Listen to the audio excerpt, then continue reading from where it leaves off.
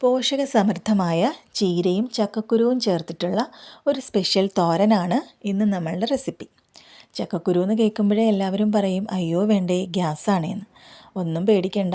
ചക്കക്കുരു പൊളിക്കുന്ന സമയത്ത് ചുവന്ന നിറത്തിലുള്ള ആ ഒരു തോല് മാറ്റാതിരുന്നാൽ മതി. മാത്രമല്ല ധാരാളം വെളുത്തുള്ളിയും കൂടെ ചേർത്ത് കഴിഞ്ഞാൽ പിന്നെ ഗ്യാസിനെ നമുക്ക് പേടിക്കേണ്ടെന്ന ആവശ്യവും ഇല്ല. ചക്കക്കുരു കഴുകി വൃത്തിയാക്കി നുറുക്കിയെടുക്കുക.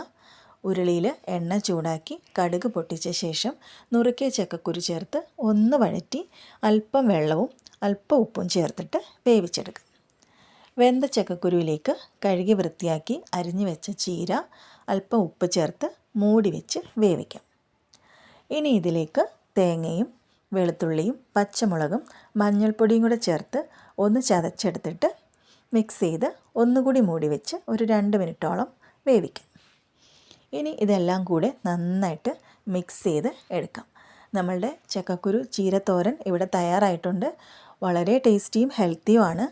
ഇതുവരെയും പരീക്ഷിക്കാത്തവർ ഒന്ന് ട്രൈ ചെയ്ത് നോക്കണേ.